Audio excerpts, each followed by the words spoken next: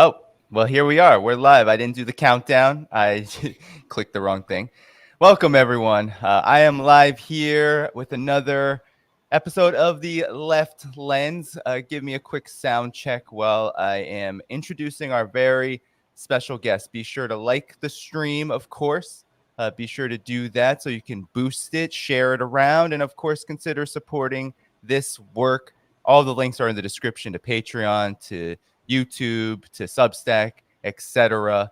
But without further ado, as you can see here, I am joined by Brian Berletic of the New Atlas. I am very grateful to be joined by Brian as the first guest of 2023 here on The Left Lens, and he's been coming on almost monthly now to give updates and to share in the broader geopolitical analysis that we do here. So, Brian, happy 2023. It is good to be with you today.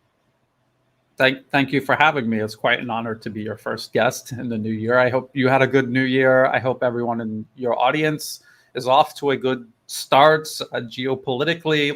Like I just said earlier today on another stream, it seems like this crisis in Ukraine and many others are just going to crash from one year to the other. So personally, I'm doing okay. I hope everyone else is, but geopolitically, I think we still need to be on guard. Right. Well, let's get right into first predictions for the future of this conflict in Ukraine. There's a lot of developments that have transpired in the last several months. You had the Patriot missile battery that has been promised to Ukraine. It seems like that is going to be transferred soon.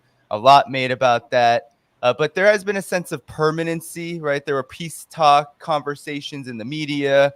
NATO, the US, some European countries made some hints at it, but all with the caveat that Ukraine needs to do better on the battlefield. It needs more victories. It needs more weapons. Now we're seeing that come into fruition, not just with the Patriot missiles. I guess today or yesterday, I should say, Biden has been hinting at maybe sending these Bradley vehicles, which I am not as much of an expert as you on military hardware and weaponry. Maybe you can get into that. But before I do, there was also this Mekayevka attack where 89 now, probably more Russian military personnel were killed. And there's also been several attacks, shellings by Ukraine in other areas of the Donbass where there have been dozens and dozens of civilians killed in the Zaporozhye region. Could you talk about where you feel like this is going? Because it feels like, in my opinion, that we are in for a pretty long period of conflict. I know we can't necessarily guarantee this, but it feels like there is going to be much conflict in Ukraine and that NATO, the US, has no real interest in stemming it or in curbing their aggression. I think that's exactly it. We see Russia taking steps to settle into a long-term, protracted, but also large-scale conflict. They are ramping up their military-industrial capacity, which is already very significant. They're ramping it up further. This is not something you would do if you thought this was going to be settled anytime soon. They've got the mobilization. That is something that is still working its way toward, the point where they're actually going to be used. They're still training some of these mobilized soldiers in the rear. They're still waiting to go to the front. So they're settled in for a long-term conflict. And I think that is the point here. 2023, Russia is settling in for a long-term conflict. And we see the West also. You were talking about talk amongst the West about peace talks. I don't think they have any credibility at all whatsoever, since first German and now French politicians have admitted that any talk of peace throughout this entire conflict from 2014 onward, when the U.S. and its allies overthrew the elected government of the Ukraine, installed the client regime in its place, and triggered this entire conflict in the first place, any talk of peace was always to buy time to build up their proxies in Ukraine and continue this threat that the Russian-speaking Ukrainians in the east have faced, and actually all across Ukraine, and also the threat this this new Ukraine, this NATO-ized Ukraine poses to Russia right on its own border. So that is what we're going to be looking at. So the idea that Russia is going to do all of these sweeping offensives, I think there's no evidence that they will do that. You can never rule out it for sure, but it really seems like the leadership has said they're going to grind down the Ukrainian military. This is going to be a systematic, methodical, long-term process. It's just the realities of modern warfare. And right before the show, we were talking about Syria. Look how long that conflict, that is a proxy conflict, also engineered by the United States and its allies, and that has grinded on for over 10 years now. So I think this is not going to be a months or a year. It's going to be years, plural, with an S. It's going to be a long-term conflict. You were talking about this HIMARS strike. This took place right before New Year, so that's over a week ago, and the Western media is still talking about this HIMARS strike. Why have they seized upon this? Why are they talking so much about this? It's because it doesn't happen often. Ukraine has HIMARS. Before they had HIMARS, they had their own multiple launch rocket systems. They had Tochka-U missiles, which had a longer range, and they were using those to carry out attacks. And every once in a while, they would get a lucky shot in, and they would talk about it in the media. But it happens very rarely, and that is why they're talking about it. They're trying to give it political weight because it has no strategic or tactical weight. They killed, now the count is up to 89. Ukraine gave their number on the first day that it happened. How could they possibly know how many Russian soldiers died? There's no way for them to have known. The Russian number is much more realistic and credible. They said 60 something. They're still counting the dead. They're up to 89. Yes, that is a significant loss for Russia. For Ukraine, Russia carries out strikes like this on a nearly daily basis. Ukraine has HIMARS. Russia has Tornado S. They also have cruise missiles. They also have Garand 2 drones. They have the Lancet drone. They have the Kub loitering munition drone. They have unguided multiple launch rocket systems, long-range guided artillery. They have the Iskander missile system, which has a range between 400 and 500 kilometers. So that they have many more means and many more opportunities to carry out strikes like this. When you put it in the proper perspective, this strike is solely to boost the political optics, which is something the West and Ukraine, that really is all they have at this point. Yeah. And, it seems to me what you're saying is that whether it's the Patriot missiles or this recent attack, this HIMARS attack, or whether it's just these new vehicles that might be sent to Ukraine, and none of this is really changing the overall situation when it comes to how this conflict is developing militarily. What would you say about Ukraine's chances? Because it feels like one of the reasons why Ukraine conducted, or has been talking up, I should say, this strike is because they want to make it out to seem like if they get more support, if they get everything that they want, that this will mean that they can. And they're even talking about more strikes inside of Russian territory, which, of course, a lot of the Donbass now has voted into Russia. But they're talking more about how the more strikes that occur like this, the more that they will be on their way to victory. What do you have to say about that? Again, for this to make any sort of difference, first people have to understand the scale of Russia's military, the scale of Russia's geography. It's the largest country by land area on Earth. So the idea of first Ukraine would have to match what Russia is doing in terms of these long-range precision strikes. They have to match it in quantity and quality, which is impossible. It is impossible without the United States and its allies all joining directly in this conflict. There's no way to transfer these capabilities to Ukraine in any reasonable amount of time. We're talking years under ideal conditions. That's how long it would take to train them up and get everything ready for them to use it. This is not a possibility. So the U.S. would have to intervene directly to even make it an even fight. So the idea of Ukraine on their own improving improving their situation by carrying out more strikes like this. It's not possible. They have a dwindling number of HIMARS launchers. The U.S. admits they have a dwindling number of guided rockets.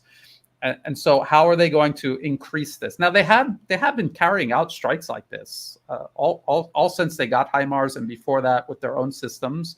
But again, it's too few and far between to change the outcome of the conflict. You were talking about the United States contemplating sending these Bradley infantry fighting vehicles. So they, to an ordinary person, they kind of look like tanks. They have light armor. They do not have a heavy gun like a main battle tank. They're for moving infantry around and giving fire support for infantry. It is not the equivalent of a tank. Ukraine needs tanks, and they're not getting any more tanks. France is sending these AMX 10 RC. These are light tanks. They have wheels rather than tracks. They have a lighter gun and also lighter armor. Both of these vehicles combined, and if you had them on the battlefields, most of what Russia is fielding, anything above small arms fire is going to destroy these vehicles. They are not tanks. They are not a substitute for tanks. So sending these may prolong the conflict, and it might force Russia to, they have their defensive lines now.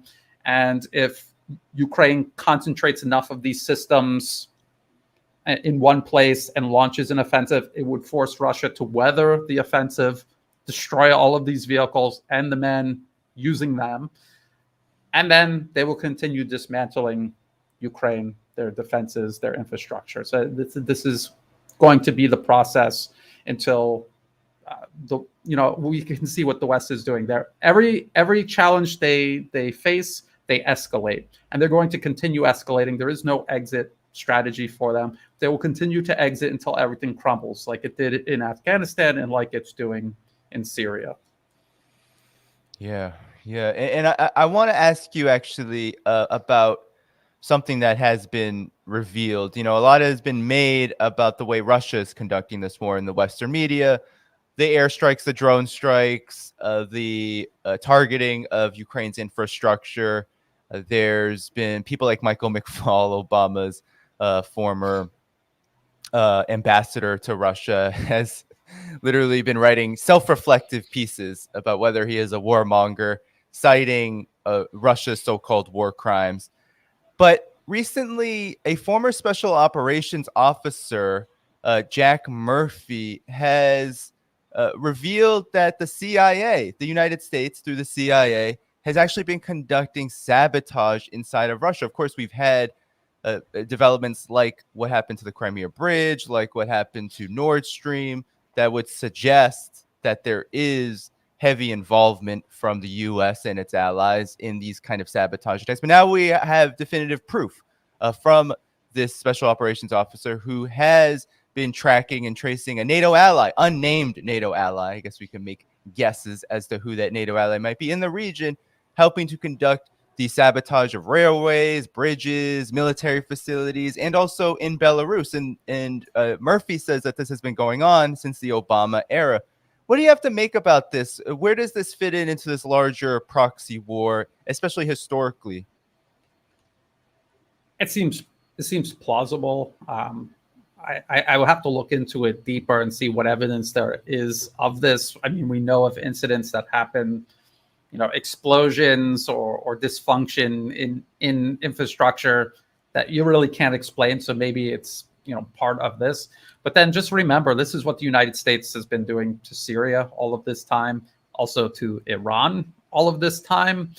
They were in Iraq and in Afghanistan. I mean, full-scale invasion, bombing, military operations, storming cities, and still to what end? What did they achieve? What did they accomplish? And this, again, we're talking about Iraq and Afghanistan. Now we're talking about Russia, a much larger country, a country with a much more capable defense, better infrastructure, and the means to repair and expand that infrastructure. So it just seems like futility. The U.S. is doing what it can because there's nothing else that it can do. So they're focusing on a sabotage campaign inside Russia. Yeah, yes, it's going to inconvenience Russia. It will cost them. But you have to look at the vector sum of everything. And does it add up to stopping Russia? And I think the answer is no. I don't think that it is. Look at what's going on with Ukraine. The vector sum of everything Russia is doing, the strikes on its military and military infrastructure, the strikes on its power grid. I mean, the economy is completely gone. It is artificially propped up by millions, billions of dollars flowing in from the West to pay salaries, to keep basic things going. So when you compare the results of what Russia is doing and what the U.S. and its allies and its proxies are doing, you can kind of see the trajectory this conflict is going, and it does not look good for the West. I think look at everything the West has done up to this point in the 21st century, and it has been one failure after the other. And they're taking on the most challenging opponents so far. I don't think this is going to be the first time they succeed. Well, I have a question that just came to mind, and definitely want to know your thoughts about it. So, given all that you've said about where this conflict is going and what's been going on, especially recently in regards to developments around the conflict, what do you think is the best case scenario for both sides if we were going to demarcate the line of this conflict, not Ukraine, Russia? But Russia has been saying, especially, this is a war between Russia. This is a conflict between Russia and NATO, Russia and the West. What's the best case scenario for both sides? A kind of a realistic best case scenario for both sides. And which one do you feel like is more plausible? That's a really hard question because you have to project so far to the future, because the U.S., NATO, they are going to try to perpetuate this proxy war for as long as possible. But I think if you want to know what's going to happen in Ukraine, let's look at what's going on in, say, Syria right now. Let's look at how that has all worked itself out. And we remember, people who have followed the conflict in Syria from 2011 onward will remember how there were ups and downs. The ups were never that tremendous. The downs were always, horrific. And we remember how at many junctures, the U.S. and its allies attempted to escalate. There were cruise missile strikes. There were airstrikes. The U.S. essentially invaded and still to this day occupies eastern Syria. Turkey invaded and is occupying northern Syria. A Russian warplane was shot down by Turkey. The rescue crew to try to find the pilot that was ambushed by militants backed by Turkey. I mean, there were some very bleak moments, and moments that could have escalated into a direct conflict between the U.S., Russia, Turkey, NATO, essentially, Russia and NATO. But Russia very patiently and skillfully navigated that. From 2015 onward. A lot of people at the time criticized Russia. They said, you're being too soft, you're being too slow. You should really teach Turkey a lesson. What about the life of that pilot or the rescue crew? Don't you want to get revenge for them? And it's the way Moscow thinks is revenge. The ultimate revenge is, in the long term, winning this conflict. So that pilot didn't die in vain. Win the conflict. That is all that matters. And if you have to suffer temporary humiliation, or your short-term goals are being frustrated, so be it, as long as in the long term you win. And that's what we see. So Russia did not overreact to Turkey. And now look at how that has paid off. Now Russia is bringing Turkish and Syrian defense officials to Moscow to talk about what? To talk about ending the conflict, Turkish forces withdrawing, dealing with these proxies that the U.S. is still backing, these Kurdish forces, and benefiting Syria and Turkey, and then also obviously Russia in the process. And the result will be pushing the U.S. out of Syria and perhaps in a wider sense out of the Middle East. So we look at how long that took and all the ups and downs. I think it's going to be very similar in Ukraine. We could kind of already see that. It's not that easy to just storm into Ukraine. It's bigger than Iraq. The military was bigger, better trained, better armed, backed by all of NATO. It is not going to be something that just ends in a 3 days, as the Western media says Russia thought it would take. Obviously not. Russia prepared huge amounts of men and machines along the borders for months, building up to this. They knew this was going to be a long-term project, and so people have to be patient. No matter how difficult that might be, we have to be patient. Right. I remember the final outcome. I'm sorry. That's the whole question. Was the final? What is the final outcome? I think it is going to be U.S. NATO ambitions ultimately frustrated. I think there might be a NATO and a part of Ukraine that they're able to salvage and keep. But I think overall, NATO will be weaker. The United States will be weaker. Hopefully, Europe can start sliding out from under this shadow of American hegemony over the continent. And, just like Russia was patient with Turkey, and now their relations have improved, maybe Russian-European ties can improve. But again, that will take a lot of time. Yeah. And from how I've been observing this, it feels like without major changes internally in the West, in the United States, in terms of how they're pushing their policy of this permanent war situation, it feels like what could be very plausible is that you do almost have like a split Ukraine. You have the really resource-rich region that borders Russia, the Donbass, kind of having their own sovereignty, maybe not recognized because of the U.S.'s stranglehold over the UN, but recognized in the sense that it is very much operating as a kind of federation of states. I think it's perfectly reasonable that the United States would try to hold on, that NATO would try to hold on to some portion of Ukraine and continue some kind of warfare into the long-term future. But it feels like the parity of the situation, the way that Russia is progressing, how Russia's been fighting this, it feels like it's going to become more and more clear where the advantages really reside, and that will just put more and more pressure on what I feel like could be the end game, if that even exists, because we know that NATO and the U.S. do not rest. But you brought up Syria, and I think this is a good time to transition into that situation because it is not being talked about a lot, and it's something that has huge ramifications. And one of the reasons I love bringing you on, Brian, is because you're able to bring it to the global situation, not just talk about Ukraine as Ukraine or Russia and Ukraine as being this separate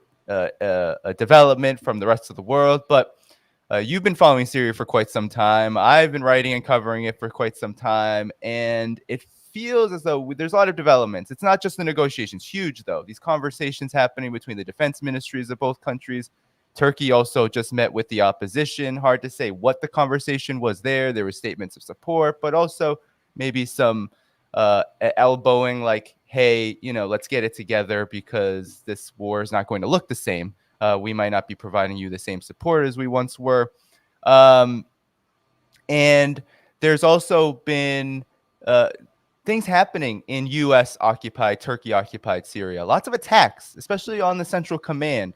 There's been a few missile attacks. No one will say where they're coming from, but it's plausible to believe that these strikes are a result of some frustrations in that range, especially given that what has the U.S. and Turkey has been participating in this too, been doing in northeastern Syria, occupying the water, the oil, the wheat, and stealing a lot of it, stealing so much that Syria is saying 80% of their oil capacity has been robbed from them and sent to places like Iraq, the Kurdish region of Iraq, and then into U.S. hands. So I wanted to ask you, where do you think this is going? Do you feel like there is peace on the horizon? Because this is 2023 now, and this started right during and just directly after the Libya calamity. There was a lot of buildup in Syria around that time, and now we're 12 years in almost. And this seems like one of the biggest glimmers of hope for peace that we've had in quite some time, given how Turkey has played a very, I mean, Turkey wanted regime change in Syria for quite a long time throughout the vast majority of this war. Where do you think this is going, Brian? I think my connection cut out. So I heard you talking about the U.S. and also with Turkey's assistance stealing oil and grain, and then it cut out. Well, the question, basically all I asked was, where do you feel like this is going, given that this is, in my eyes, a real glimmer of hope? We know that Turkey has been frustrated by the way things have been going in terms of NATO. We know that there's been a row between Turkey and Sweden and Finland in terms of membership. And also Turkey has gotten closer to Russia and has done so. There's an energy hub developing. But it seems like now Turkey is seriously talking about they're talking about withdrawing their troops, lessening, if not eliminating, their occupation of Syria. And now there's serious talks possibly of Assad and Erdogan coming together at some point in the next year. Syria saying it's not going to happen before the election in Turkey. I think that's perfectly understandable why it would not happen during that period. But I wanted to ask you, where do you think things are going here? Do you feel like this glimmer of hope for peace is real and could be realized? I think there is a possibility. Turkey, its leadership is very realistic. The idea of the U.S. coming through and Turkey being a part of whatever America's vision for the region is, I mean, that has evaporated. I think everybody can see that. The balance of power is shifting globally, and that affects every region on Earth, and it's readjusting everybody's calculation and the degree to which they have pivoted toward the West or toward the East, or I would say the West and the rest of the world. So Turkey's looking at this, and they're looking at what the U.S. is doing to Europe right now regarding Ukraine. How they're, Ukraine obviously a proxy, but then again, so is all of Europe. They are also a proxy the United States is using, and prepared to lose in the process. They don't care what happens to Europe. Europe is, well, all of these countries are part of NATO. Turkey is part of NATO. They know that is also their fate. They're going to share that fate of use, exploitation, and everything falling apart economically, politically, militarily. They don't want to be a part of that. Who would want to be a part of that? So it only makes sense that they're starting to change their position on Syria. It wasn't like it was Turkey's plan. It was their plan. It wasn't their plan. The U.S., it was their plan. Turkey was involved. A lot of what the U.S. does is, they ask you if you want to be involved, but it's not really. It's like when the mafia asks you if you want to do something. Of course, you're doing it. You're doing it. They're just being polite to ask you. So Turkey is going along with this. Yes, they had their own ideas of what they would have gotten out of it, but it's clear they're not going to. So I think because everything has changed in the region, Turkey sees where it's all going, so it wants to put itself in the best position to enjoy the benefits of the outcome, which is getting on board with Syria remaining a sovereign and restoring its sovereignty over most, if not all, of its territory, and pushing the U.S. out. The U.S. is going to, because Turkey is not an obedient subordinate to the United States, the U.S. is going to be putting economic, political pressure, and also unconventional pressure in terms of regime change, terrorism. I think Turkey has been more transparent than ever about who they think are behind these bombings in Turkey. I think they have actually even said that it was the United States and their proxies. So everything is changing. And when we look at the U.S. military in Syria, we talk about these missile strikes. Iran makes long-range precision-guided rockets and missiles, and they proliferate them across the region to their allies. And so it could be anybody doing it.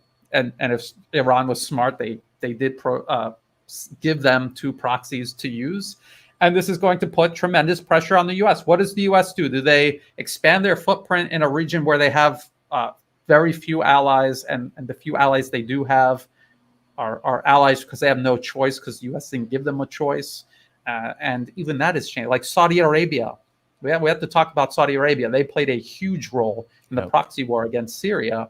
And now we see divisions between Saudi Arabia and the United States. And again, it is the same thing. The U.S., when they are working on a targeted nation like Syria or Russia or China, the proxies that they are using are meant to pay the full cost of that proxy conflict so that the U.S. doesn't have to. And these countries don't want to pay that because it means suffering economic instability, political, social instability. It also is a matter of self-preservation. And everyone is aware of that now, and they don't want to go along with it anymore. So the U.S. has to choose between escalating and being on their own in the middle, thousands of miles from their own shores, or admitting their limitations and withdrawing from the region. That's where I see this going, and the decision the U.S. will face. Yeah, let's stay on this region in particular for a bit, because I do want to definitely talk about China, because China has a lot to do, I think, with shifts in this region as well politically. But Syria also met with UAE, which also had a hand in the proxy war, and even countries like Iran. There was the China Arab Summit happened. There was some interesting bustling happening, I feel like, in certain areas of the media, talking about Iran's angry at China for meeting with Saudi Arabia, but yet there's been lots of overtures by both countries wanting to ease relations between each other. So you have UAE, you have Turkey, you have Saudi Arabia, all looking at the international landscape in saying it's time to pull back from whatever we've been doing in terms of a proxy war in Syria, in terms of maybe putting all of our eggs in the NATO United States basket. It seems like that's the direction in this region. And you see Russia and China being almost like the catalyst of this, in the sense that these two rising powers have a lot to offer, and there is kind of this realpolitik happening and a shift toward a more multipolar world in this region in particular. And I find this very interesting, because these are countries, Syria, Iran, UAE, Turkey, Saudi Arabia, that generally have been almost separated into camps and fighting each other. And now they're saying, well, maybe we need to come together. What do you make of all this, the significance of these developments? Do you feel like this is a major step in a multipolar world, or something else, or a little bit of a lot of different developments? What do you think about this ongoing situation emerging in this region? I got disconnected again. Can you hear me? Yes, I can hear you. I can hear you. Okay, so again, people get very ideologically minded when they look at geopolitics, and they perceive different nations as being friends, and then they're familiar with a certain period of time, like the Cold War, and they saw that these countries appeared to be close allies, and they assume that they are still close allies. I'm in Thailand. I constantly fight against the perception that Thailand is some sort of junior partner of the U.S. in the region. Couldn't be further from the truth. And even at the time, during the Cold War, and this is why I say what I do about Turkey and Saudi Arabia, Thailand was not given a choice. They were told, we're bombing Vietnam, we're bombing Laos, we're bombing Cambodia. We could also bomb you, or we could put our air base. And by the way, there's all these communists trying to kill your soldiers and police, which weren't actually communists. It's just like you have legitimate resistance groups across the Middle East, like Hezbollah, and then you have terrorists that are funded, extremists that appear to be resistant groups, but they're actually run by the United States through their proxies, like Saudi Arabia. So the exact same thing was going on in Southeast Asia. And when a country has the opportunity to slip out from under that hegemony, they will do it. They will take the opportunity. And I think that's what we see Saudi Arabia, Turkey, the UAE, and others doing. They're going to do this. This is about, you mentioned Russia and China. They're providing this alternative. That is what multipolarism is. Multipolarism is about an alternative to this unipolar world order. What is the unipolar world order built on? Fundamentally, it is built on the industry, the technology, the financial institutions that the US monopolized for generations. And now Russia and China and many other countries are providing alternatives that we can divert. We're paying into this system because it's the only system in town, but now there's a new system. Now we can invest in something else that suits our interests and that better balances power globally. It's a redistribution of power and wealth and influence, and it's balancing it out more evenly. There is no perfect ideology that will cure everything on Earth. The best we can do is create a balance of power. That is what multipolarism is doing. And it doesn't take a lot to convince the leaders of all of these countries that that is something they will all collectively benefit from, and also save them from the constant threat the U.S. poses. You don't do what the U.S. tells you, or you can't because your country will disappear. So then they destabilize you. They crush your economy. I mean, they were doing that to Turkey. They were even doing that to Germany when Germany was working on Nord Stream 2 with Russia. They were threatening and actually sanctioning German companies and other European companies that were benefiting from it. So this is something that I think leaders around the world, from west to east, this is something they would like to escape, and they would like to be a part of a better system that is fair, as Russian and Chinese leaders say, fair world order. Yeah, and what you said earlier about geopolitics becoming incredibly ideological, I think what's interesting is that during the Cold War, ideology, I think, played a huge role in the way it was framed and portrayed, right?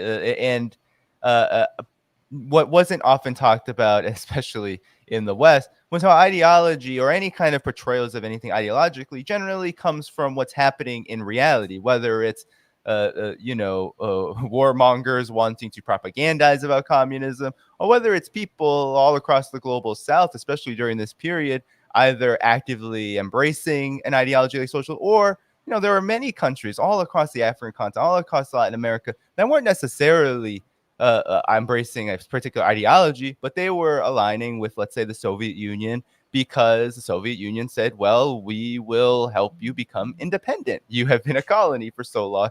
You want to become independent. And if you need to do X, Y, Z to get there, well, we'll help you economically, technically. And I think what's so important about this moment, now that it's post-Cold War, Russia and China are not talking about ideology as shaping the world order. They're talking about how do we build infrastructure, institutions, integration. How do we build a world that is more democratic and just, based upon the right to develop peacefully without the threat of war, without the threat of being plundered. And I think what's critical here is that when we see countries like Turkey and Saudi Arabia making decisions that seem antithetical to the United States, it's not because they want to cut off the United States wholesale. Surely politically that it not only is not realistic, but doesn't look like it's even in the cards, because of what you said, Brian.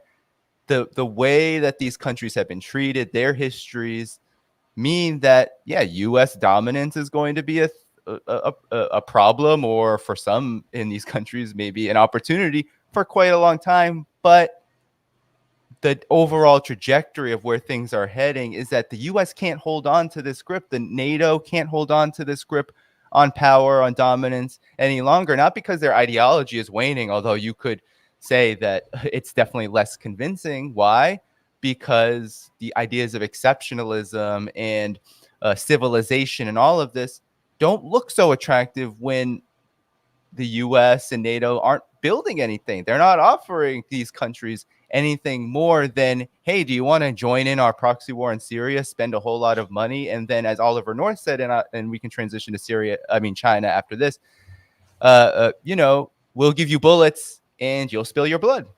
Is that really that attractive? Because as much as proxies from Saudi Arabia and Turkey may be thinking about their short-term money and what they can gain from it, they have been doing a lot of dying, regardless of whether they have state affiliations or not. I think, yeah, pretty much. You have to remember, the U.S. for the longest time, and before them, the British, I mean, they had hegemony over the planet, or most of the planet, and it was very difficult to compete against them or to protect yourself from them. So it was always better, if you can't beat them, join them, just for the sake of self-preservation. That is not so much the case now. Not only that, because Russia is reemerging, China is rising. China will surpass the United States and the West. Because of that reality, the U.S. does not want to accept that. They do not want to allow that, and they are fighting a very irrational fight to stop it. So they want to stop the rise of China. They want to stop the reemergence of Russia. So they have to fight. They don't want to fight directly, and the costs and pay the costs for doing that. They want their proxies to do that. So that's where we are. We're not in a period of time where the U.S. enjoys hegemony. Its hegemony is fading, and they're desperately scrambling to preserve it. And to preserve it, they were asking their proxies to throw themselves into the fire, basically. And who would do that?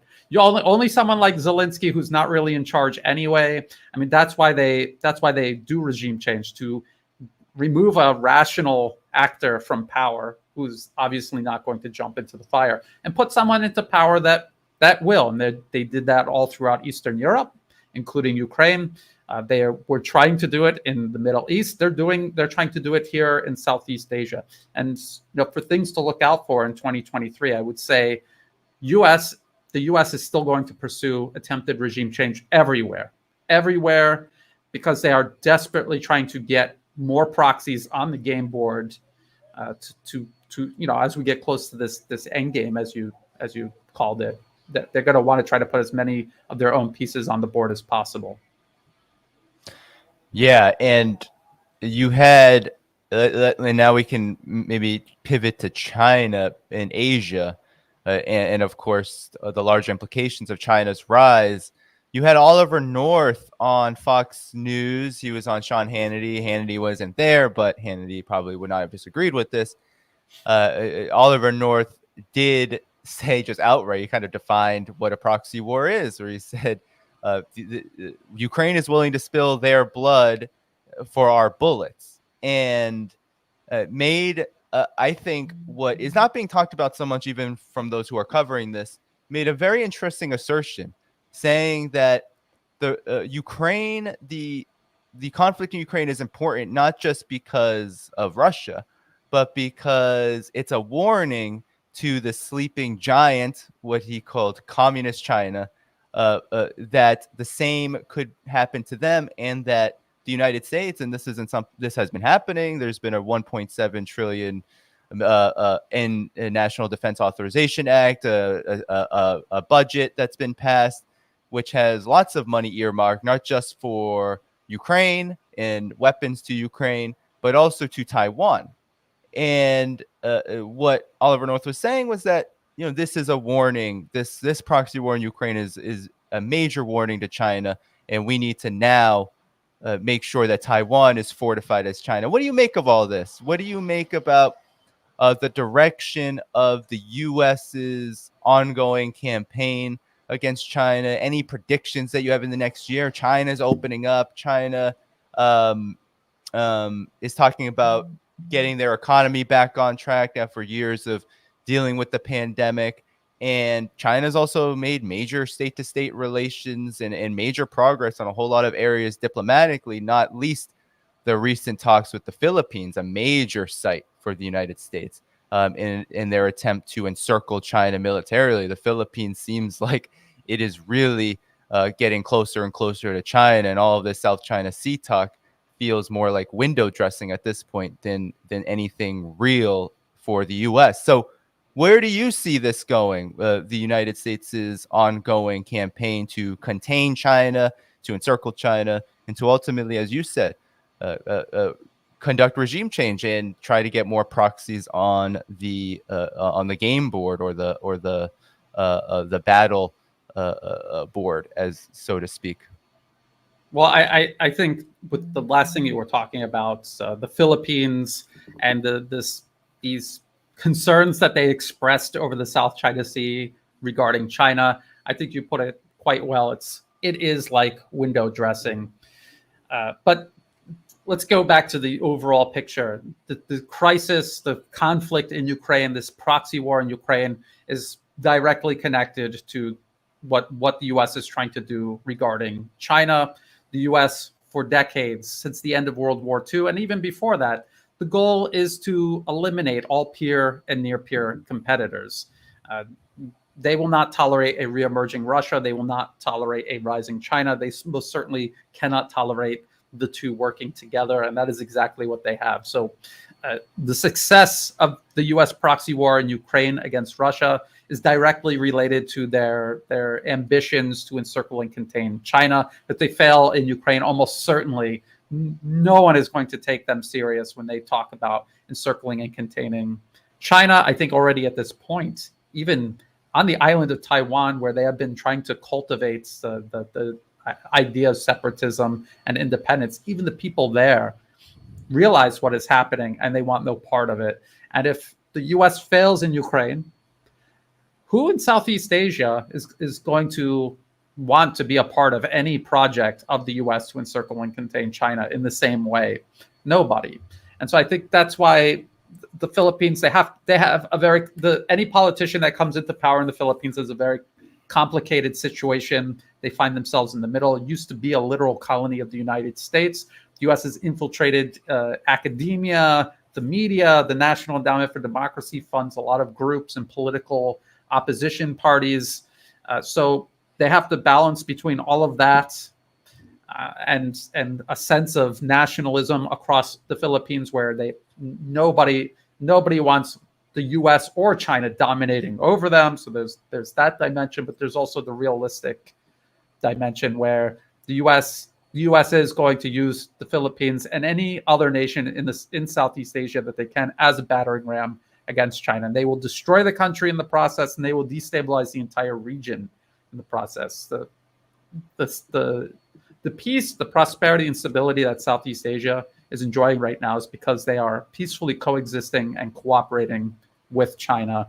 And if the U.S. is able to disrupt that, to create instability, even between just one other country in Southeast Asia and China, they will destabilize and derail peace and stability for everyone in the region. So I think this is something people understand, and they're starting to see how it's all interconnected, and how the U.S. is playing one single game. It is one single policy with all of these smaller parts to it. They all fit together, and they use the same methods for each of these different areas that they're focused on. So with Taiwan, yes, they're pouring weapons in, just like they were doing to Ukraine before Russia began the special military operation, because Russia was worried that a certain threshold would be crossed where the NATO-ification of Ukraine would reach a certain point that would make it impractical for Russia to stop it. And then you would have this huge national security threat right on your border. The same goes for Taiwan. The U.S. is pumping weapons into this tiny island. They want to cross that red line that forces China to react. Because as things are right now economically, Taiwan is very integrated with the mainland, with the rest of China. China knows that over time, time favors Beijing. They will get reunification, and it will be peaceful. The U.S. wants to do everything in its power to make sure that a conflict unfolds, a costly conflict. And you see what they're doing. They're emptying out everything from Taiwan that is of value in terms of the semiconductor industry, and they're replacing it with weapons. So they're just going to burn the entire island down.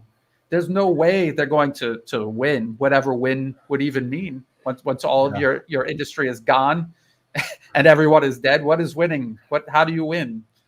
So this is their game plan. I hope that people start waking up and seeing it. I hope what looks like apathy in certain governments in the region, I hope that's just them trying to play out wait for the clock to run out. And because they don't want nobody wants a direct confrontation with the United States. They don't want to attract attention. But they also don't want to be dominated by the U.S. They don't want to become a proxy of the U.S. So there's this very careful balancing act everyone in the region is playing. I want to ask you, Brian, why Taiwan? Because Taiwan seems to be the strategic calculation of the United States in terms of how to begin or facilitate an escalation in this larger containment strategy. But it seems kind of, I don't know. I mean, Taiwan, of course, has a long history when it comes to the United States' larger agenda with China and attempting to subordinate China. But even now, when I think about the conditions, even just polling data over the last few years, still, despite the progress of independent sentiment and despite all of the hawkish China rhetoric from people like Tsai Ing-wen, the president who was recently basically thrown out of her party in local elections. Of course, she has a couple of years, a little less, to finish out that presidential term before someone else has to run in her stead. But it seems like, just given that reality, you could pour weapons all you want. Who's going to fight? Like, why Taiwan then? What? Because it feels like in the larger region of Asia, the conditions are even less favorable. Because even Japan is about to increase its military budget by 2 times, and against the Constitution, post World War II Constitution, saying they would not bring their military budget above 1% of all spending. Now they're doubling it. Their military spending, it's going to go way above that. And China, of course, is the reason why they're citing in the DPRK to an extent. But even there, right, there were pretty cordial talks at the G20 between China and Japan. Japan really needs economic stability in that region, has its own problems, and also has its own needs. So why Taiwan then? Like, why is Taiwan this sole and center focus, at least ideologically, at least in terms of the propaganda? And it seems like there's a priority there, despite how vast this campaign is by the United States against China. I think you said it, for a lack of a better alternative. The United States has some sort of grip on Taiwan, and because of its proximity to the rest of China, they've got their military forces in Japan and South Korea, so they will try to leverage that as much as possible. They are attempting regime change in multiple countries across Southeast Asia to try to change the situation that you described, where the conditions are so unfavorable. And every country in the region more or less counts China as their number one trade partner, even Japan and South Korea. And when the United States has announced this, I think it's called the Chip 4 Alliance, where they're trying to combine, what the U.S. is doing is emptying out Taiwan, Japan, and South Korea of all of their intellectual property and consolidating it under their own control, and then cutting off Taiwan from the rest of China economically, and Japan, and also South Korea. And nobody wants to be a part of this, because they understand that they cannot replace this trade anywhere else. They're all right there in East Asia. There's no way for them to find a trade partner to replace that. So the depressing part about all of this, though, is look at what happened to Germany. Before this whole special military operation unfolded, and before Nord Stream 2 was literally blown up, that is how desperate the U.S. is to cling to this unipolar order of theirs. I sincerely believe that, look, Germany and Russia, they're working on this pipeline. There's all of this cooperation. There's this interdependency regarding energy. Russia is making money. They're getting cheap energy. The U.S. has influence over Europe, but ultimately money at the end of the day will be the deciding factor. And yet it wasn't. It wasn't, because the U.S. has done in Europe what they've done in Ukraine and in other countries, other client regimes. They've installed governments into power, and they've removed anyone else that wants to pursue independent foreign policy. And these are people who are going to make foreign policy decisions that suit the United States at the cost of Europe. And I worry that the same process is unfolding for Japan. So for Japan, it will be self-destruction. It will be self-destruction, just like it was for Germany, to side with the U.S., cut off Russian energy. It's going to be the same situation for Japan and anyone else in Asia that tries to cut China off. But they might do it, because the U.S. does have this, when they have infiltrated a country to a certain degree, they're able to put people into power that will make this decision no matter how bad it turns out for their own country. Yeah. And I want to ask what you make of China's response to this encirclement campaign, to the economic war. We talked a lot about Russia and their response, how Russia is conducting now what is probably can't be called just a special military operation anymore. It is really a larger campaign to to get everything that it wants, and given all that's transpired. But China, on the other hand, China has often been called by those who you talked a little bit about impatience earlier. Sometimes China is criticized even by those who support China's sovereignty, self-determination, who see the writing on the wall, who see what's going on. They say China is not doing enough. China, when Pelosi visited, China didn't attack hard enough back, didn't counter as strongly as some may have liked. And in the economic war arena, where you have sanctions as well, you have China kind of staying the course. Of course, investing a whole lot in trying to make up for whatever the United States is trying to starve China of, like the semiconductor industry. Ironically, by trying to strip Taiwan of its semiconductor industry, that only fuels China to advance and really invest more and more resources in that area. But nonetheless, China stayed the course, right? Has not engaged in any kind of major conflict with any regional country, power, neighbor, ally, or non-ally, right? There's been none of that. China's been staying the course.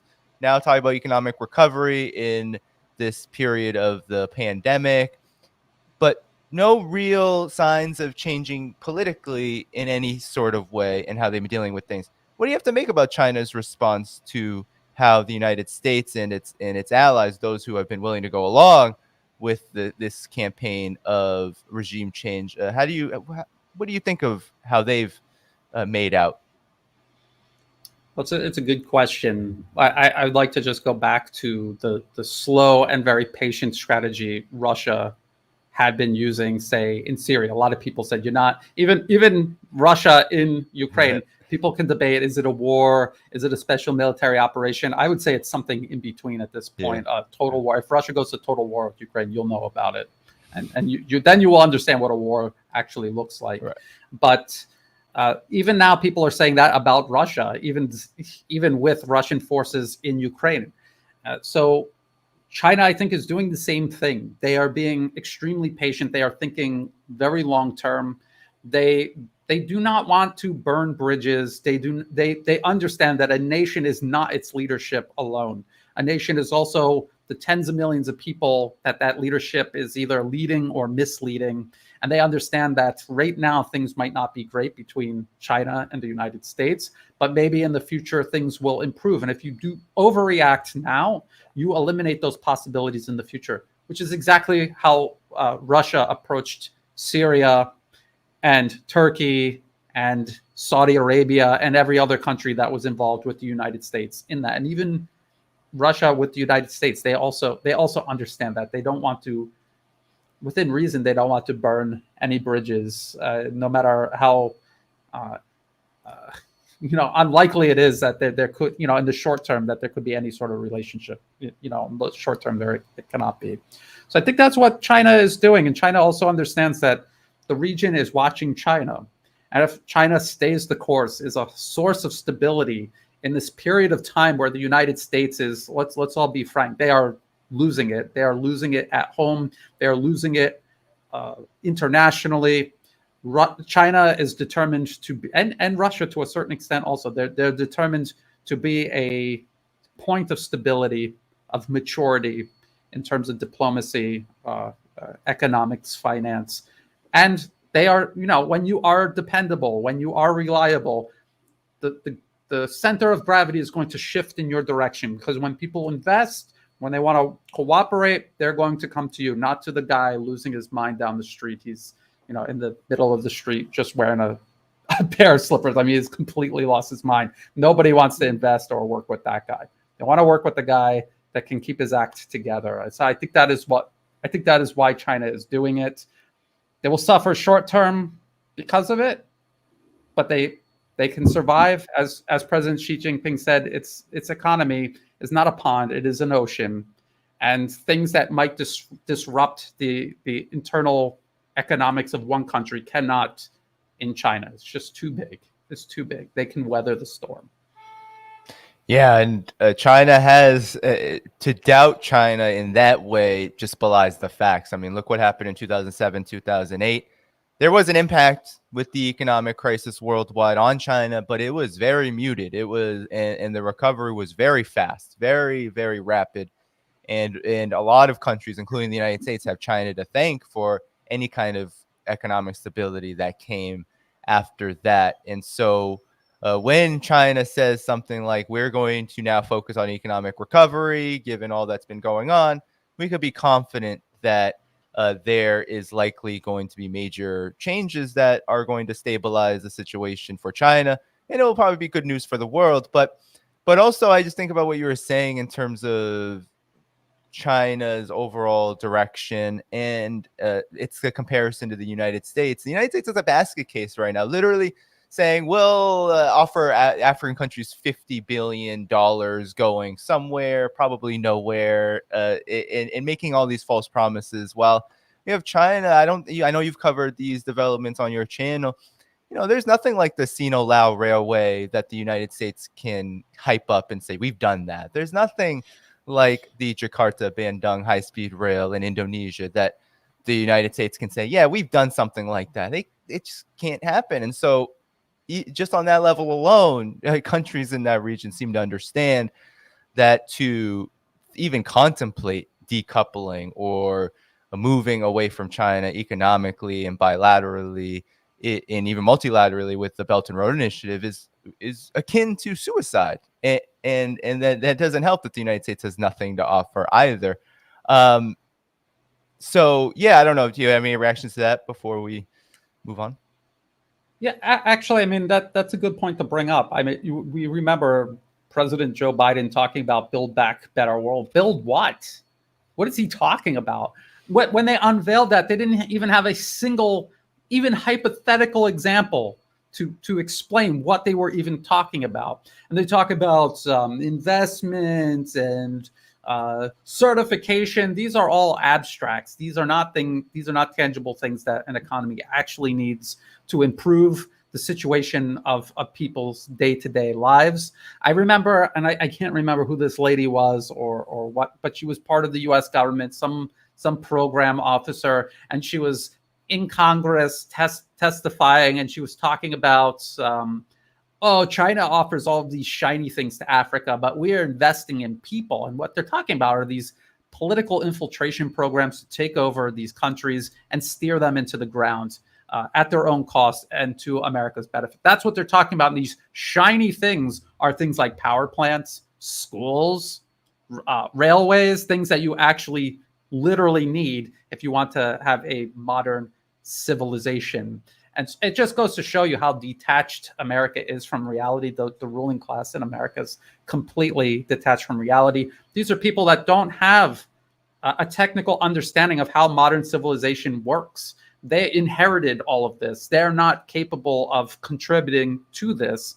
They stick to what they know, which is basically just really sophisticated hustles and scams and schemes. And this is what they're doing. And you could only do that for so long, especially when there's another example that people can compare side to side. And they could say, China came here, they built a railroad, they didn't care what we did politically. They respected us, our culture, our history, our traditions. They gave us this railway, and we trade with them. And they come in there and they learn our language. Not something you could always say about the U.S. or the British or the French. I've interacted with Chinese groups coming here to Thailand. They always come and they have people that speak Thai with whoever they're meeting with. And it's impressive, and it shows how serious they are. They have genuine respect. When you do business with someone else and you have genuine respect for them and you are looking for a mutually beneficial outcome, you can do business again in the future. And it doesn't become a hostage situation, which in so many cases is how the U.S. actually does business. It's mafia. It is do business with us and you might have an accident going down the stairs. Yeah, and this is all reflected in polling data. I mean, my wife, she's a nurse. She works with. There's a lot of diaspora Filipino nurses. There's from Asia in general. There's a lot of people who go into the medical field, and she's even heard the same thing. Like, even though maybe they're not paying attention to politics in that way, they say, well, I've been back home and I've seen what China has done there, and we don't complain about having roads built and that getting that kind of help. And you know, I think earlier when you were talking about Russia's kind of patience and then China's patience and kind of methodical approach, it feels like there's this patient approach of letting things develop as they're going to develop with forward progress. So Russia could have intervened in Ukraine in 2014. Surely there was a lot of sentiment. There were the republics voting for their independence at that time, asserting that they didn't want to be part of a coup regime. They knew the people of Donetsk and Lugansk and the entire region knew what was going to happen because it had been happening. That major assault conducted with NATO backing on them. And Russia could have easily said, okay, well, we're going to do this right now.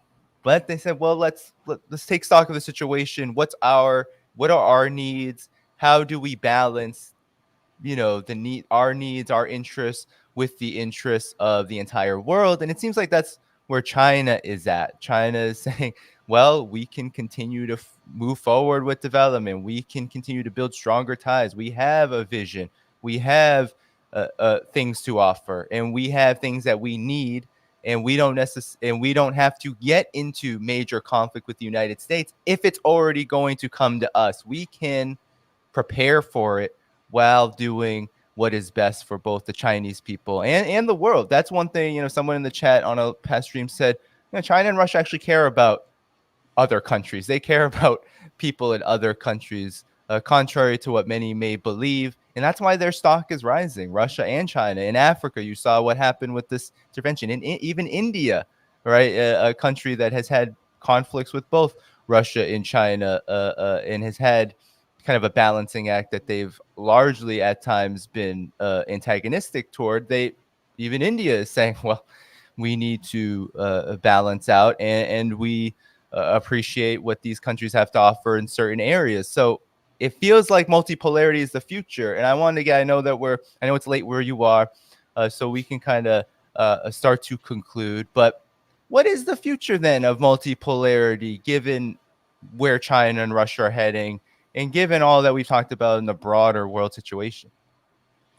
I think multipolarism is a very realistic approach.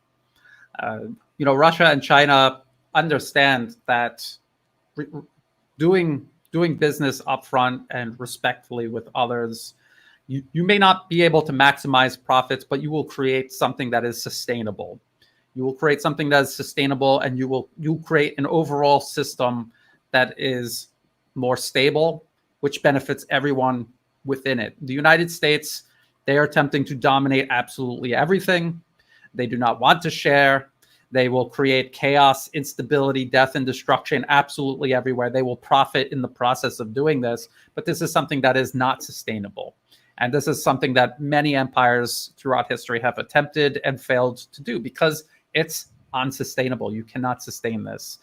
For multipolarism to work, you have to have leadership that is mature. They understand society on a technical level. A lot of the leadership in China, these are people who were doctors or engineers who worked their way up. They're not career politicians like you have in the United States and across the West. So these are people that understand how things work, and they understand if you want things to work, the way you have to invest in it, and in the short term and the long term. So that is one aspect of multipolarism. And the other aspect, again, I can't emphasize it enough. Human nature is prone to greed and conflict, and the best way to deal with that is balancing power, so that no one single nation can concentrate power, wealth, and influence into their hands and use it to abuse others, the way the United States has done repeatedly. Just in the 21st century alone, these these invasions, if there was a better balance of power, which there is now. Notice how the United States, its hands are not free now to do the things that it did at the beginning of the 21st century. The war on terror, one invasion after the other, one destroyed country after the other. Around 2015, when Russia intervened in Syria, that was the beginning of the end of all of that. That's what multipolarism means. If that's what it means, I want to sign up for that, because I don't want to see another Iraq 2003 or Afghanistan 2001. I think there is a better way. We see it, we can see it, and we understand that it's not one of these fantastical solutions people float. It requires a lot of hard work and constant effort to build up and maintain multipolarism. But we can see already the benefits, and I think it will only get better as time goes on. And I think we all, as individuals, need to figure out how we can invest in it. It's not just something that the governments of Russia or China at the highest levels are overseeing. It's something we can all participate and invest in. Yeah, and it's happening very fast. I think often what happens with history is that it can go faster. It can develop in a faster than how, especially people who are caught up in the basket case that is the U.S. and the West, with how much monopolization there is over the media and with how their political class is so invested in arresting this development of multipolarity. It can be easy to fall well behind how things are developing. But even just 12 years ago, right, Libya happened. I can't imagine another invasion like Libya happening. China and Russia were much different situations. A lot of people get on both of those countries for not doing more, but both of them were far less of a favorable position internationally. U.S. hegemony was much stronger, more stable at that time. But even so, I can't even imagine 2023 or beyond the U.S. and NATO being able to pull off something like that ever again. And we know from back in the day, I'm sure you covered this back during the brutal invasions of Afghanistan and Iraq over that 2-year period during the Bush era. You know that there's a lot of neocons kicking themselves for not pushing harder at getting things like Syria, Lebanon, Iran done faster, because now feels like it's off the table. And Russia and China have a big part to do with this, but it is part of this bigger global trend that they just happen to be in the lead of. I don't know if you have any reactions to that before we begin closing out here. I think many people in your audience will remember General Wesley Clark talking about seven nations in 7 years. The U.S. at that time realized they had a very small window of opportunity to do all of this. I think you're absolutely right. I think they're kicking themselves for not going in harder. I think they overestimated how much they could get done, though, from 9/11 onward, what they could do, because the world had already changed significantly. And that is owed to technology and information technology and the internet. I think people take for granted what the internet has allowed us to do. If Danny, you and I wanted to do this 50 years ago, we'd have to be millionaires with our own newsroom, printing press, and transmitter. Now we can do it for next to nothing. And that is something I think the leadership in the West didn't understand, and they ran out of time. They are definitely out of time now. I don't want to say that there's no way they could do it again. I don't want to underestimate them, but I think you're right. It would be so much harder for them to do another Libya. I'm sure they're going to try to do something. We've already seen them with the situation in Ukraine. They're trying to light fires in Kosovo and between Armenia and Azerbaijan. They're going to try to do the same thing here in Southeast Asia. They've already got a crisis ongoing in Myanmar. So they're still extremely dangerous.